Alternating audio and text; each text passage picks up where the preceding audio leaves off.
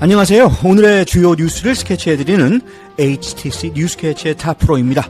7월 17일 목요일, 오늘도 거품없이 신속하게 오늘의 미국 뉴스를 스케치해드리겠습니다. 먼저 헤드라인입니다. 한인 영주권 취득이 3년 연속 감소세를 보이며 팬데믹 수준으로 회귀하고 있습니다. 안드로이드 폰의 조기 지진 경보 시스템이 실제로 생명을 구하는 데 효과적이라는 평가가 나왔습니다. 미 의회는 주한미군 병력을 현 수준인 28,500명으로 유지하겠다는 조항을 국방수권법에 다시 명시했습니다. 트럼프 행정부의 TPS 종료 방침으로 혼두라스, 니카라구아 출신 이민자 수만 명이 미국 내 합법 신분을 잃을 위기에 처했습니다. 루이지애나에서 경찰과 사업가들이 공모해 가짜 강도 사건을 꾸미고 이민자들에게 비자 사기를 저질러 연방 기소됐습니다. 알리게이터 아크츄라스라고 불리는 이민자 수용소가 위생 생활 환경 문제로 논란을 빚고 있으며 인권 침해 우려가 커지고 있습니다. 백악관이 전체 예산안을 공개하지 않으며 법 위반 논란이 일었고 트럼프 행정부는 예산 권한을 확대하려는 움직임을 보이고 있습니다. 미국 주요 증시는 기업 실적 호조에 힘입어 일제히 상승했고 원달러 환율은 1387.5원으로 소폭 하락했습니다. 앱스타인 사건 문서가 비공개로 유지되자 트럼프 대통령은 특검도 추가 수사도 원하지 않는다는 입장을 밝혔습니다. LA에서 한 아시아계 부부가 대리모를 통해 낳은 21명의 아이를 방치하거나 학대한 혐의로 체포됐으며 경찰은 FBI와 공조 수사에 착수했습니다. 지금까지 오늘의 헤드라인이었습니다. 오늘도 뉴스캐치를 찾아주셔서 감사드립니다. 오늘 첫 소식입니다. 미국 내 한인들의 영주권 취득이 다시 줄어들고 있다는 소식입니다. 특히 취업 이민을 통한 취득이 큰 폭으로 감소하면서 팬데믹 시기 수준으로 되돌아가는 모습인데요.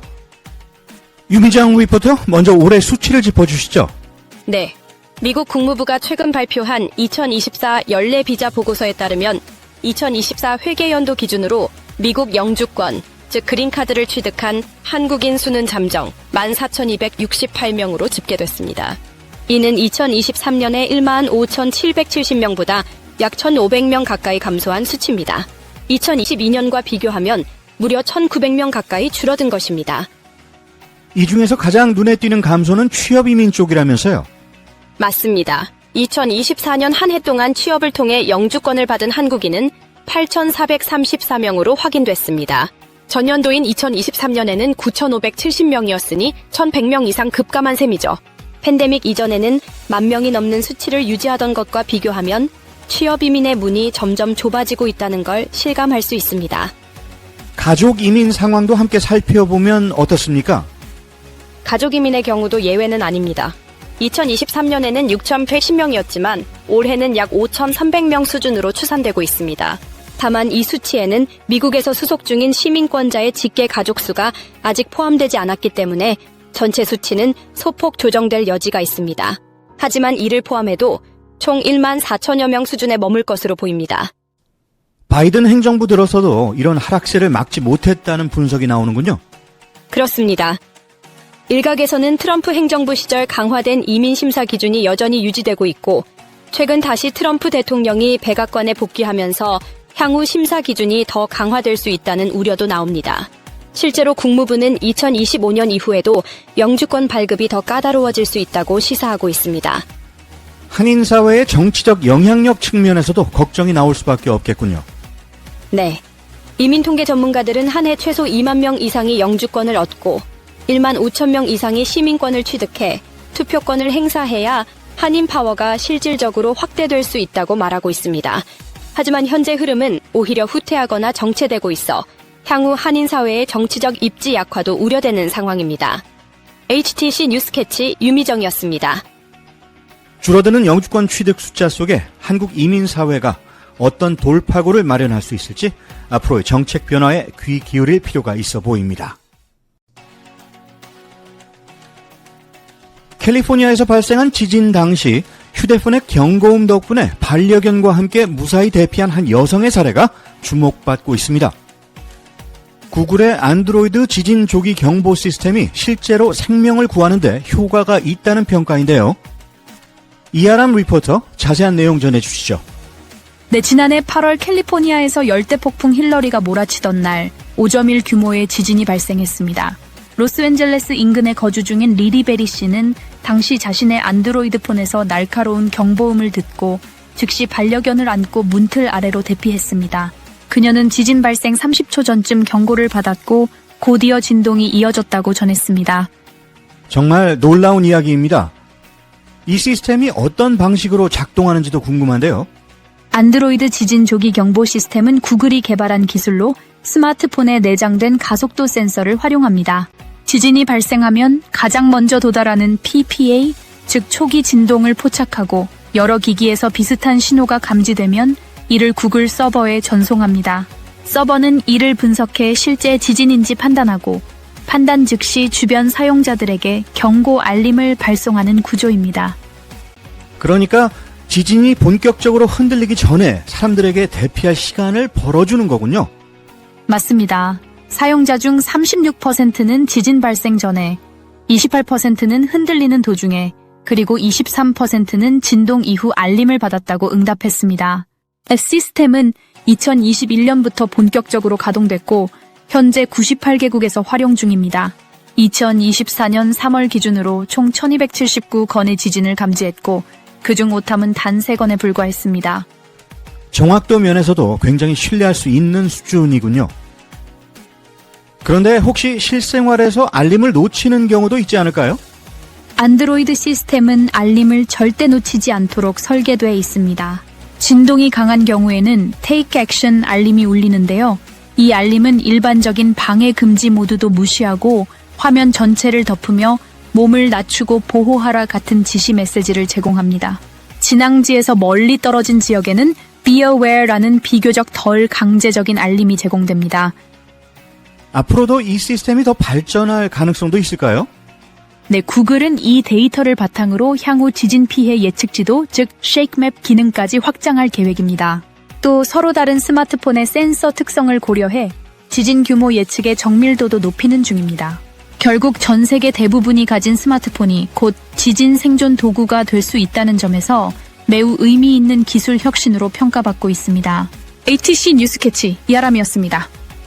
누구나 들고 다니는 휴대폰이 생명을 지켜주는 경보 시스템이 된다면 그것만으로도 기술의 가치는 충분하지 않을까요? 이아람 기자 수고 많으셨습니다.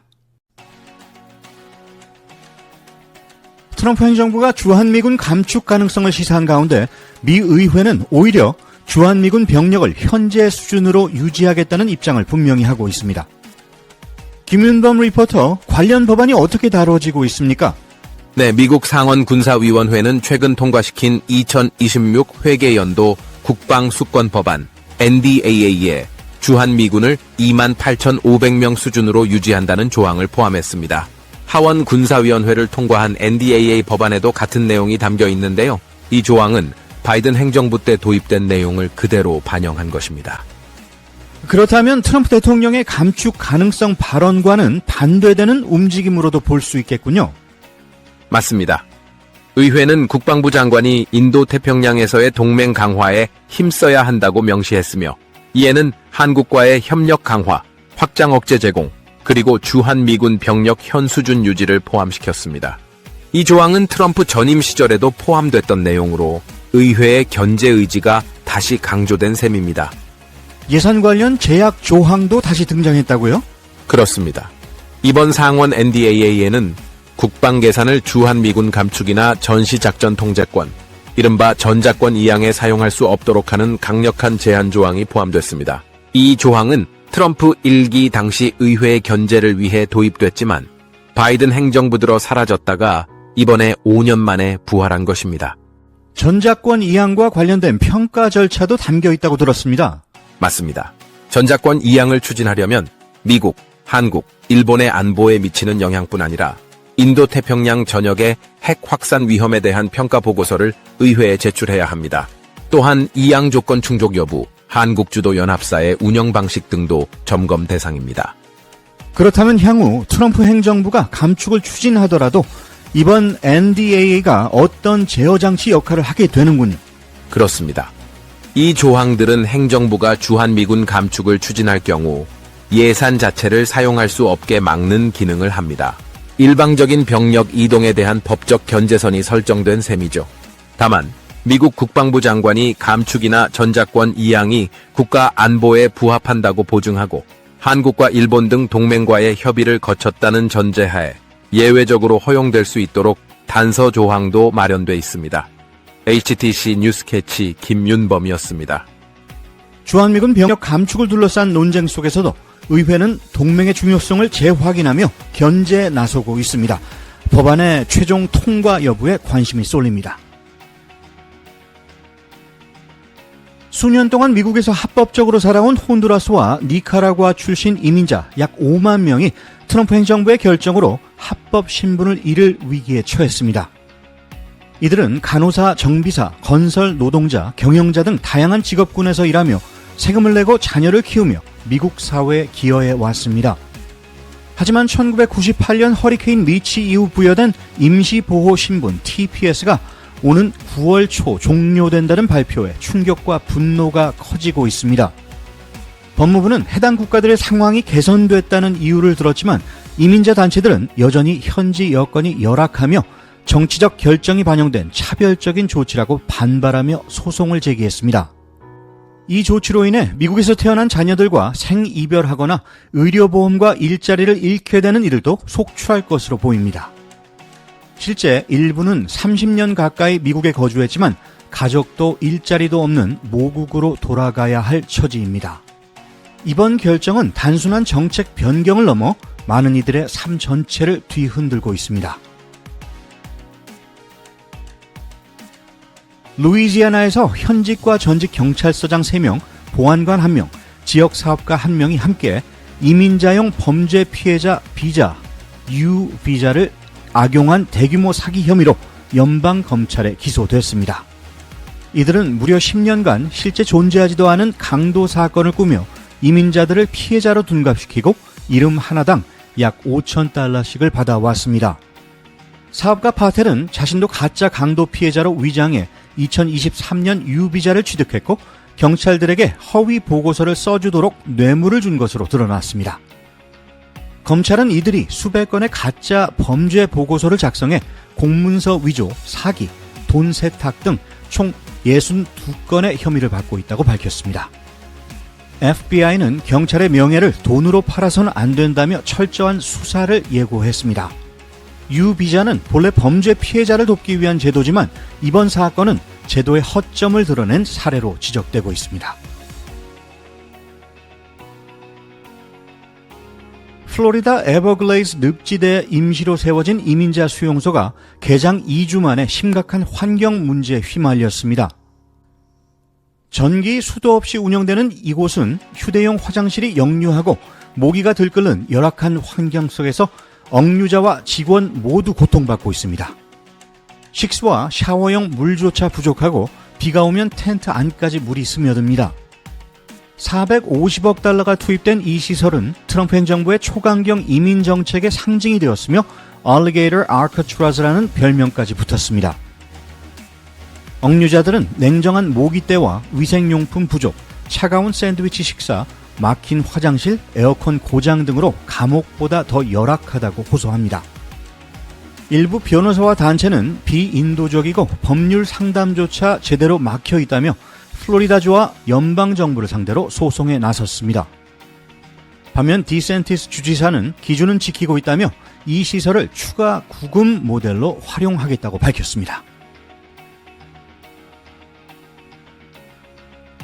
백악관 예산관리국 OMB 국장 러셀 보트는 최근 전체 연방 예산안을 공개하지 않은 이유에 대해서 국민을 혼란스럽게 만들 수 있어 우리에게 득이 되지 않았다고 밝혔습니다.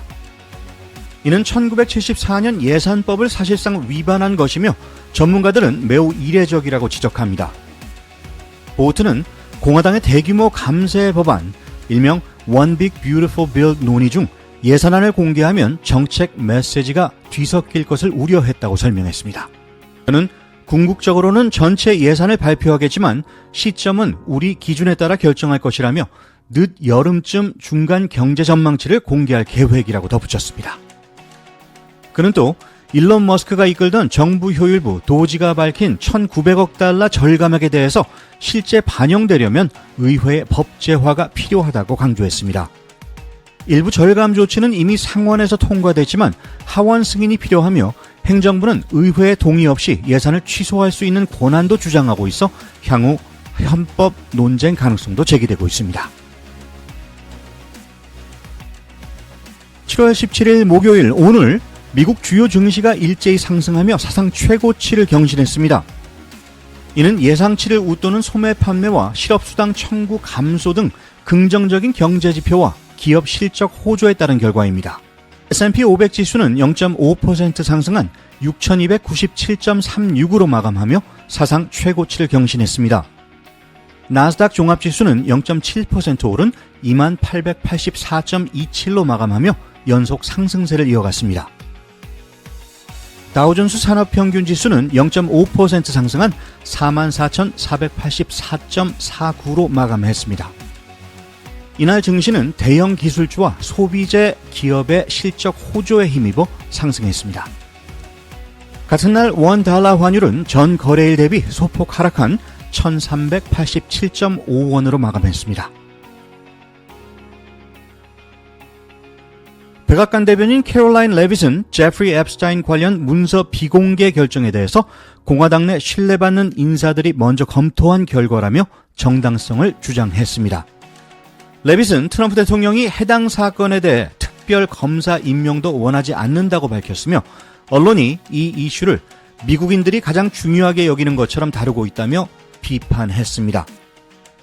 한편 트럼프 대통령의 요청으로 추진된 90억 달러 규모의 대외 원조와 공영방송 예산 삭감 법안이 상원을 간신히 통과했으며 하원 표결을 앞두고 있습니다. 이 법안은 금요일까지 최종 통과돼야 하며 예산 축소와 행정부 개편 기조의 일환으로 해석됩니다. 로스앤젤레스 아케이디아에서 아시아계 부부가 여러 명의 대리모를 통해 21명의 아이를 출산한 뒤 이들을 학대하거나 방치한 혐의로 체포됐습니다. 체포된 실비아 장과 구호준 쉬아는 생후 2개월 된 아이가 머리를 다쳐 병원에 실려가면서 학대 의혹이 수면 위로 드러났습니다.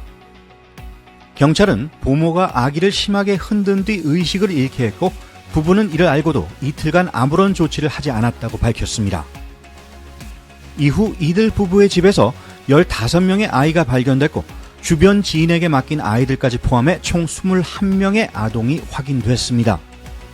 조사 결과 부부는 마크 대리모 투자 LLC라는 법인을 등록해 여러 여성에게 대리모를 의뢰했고 아이들의 대부분은 1세에서 3세의 영유아였습니다. 일부 대리모들은 그토록 많은 아이가 있을 줄 몰랐다면서 충격을 전했습니다. 경찰은 이 사건에 대해 FBI와 공조 수사에 나섰으며 대리모 법률 전반에 대한 점검이 필요하다고 강조했습니다. 모든 성공의 비밀은 시작하는 것이라고 합니다. 오늘을 출발의 하루로 삼으시는 것이 어떻겠습니까? 뉴스캐치 오늘 소식은 여기까지입니다. 좋은 하루 되시기 바랍니다. 진행의 타프로였습니다.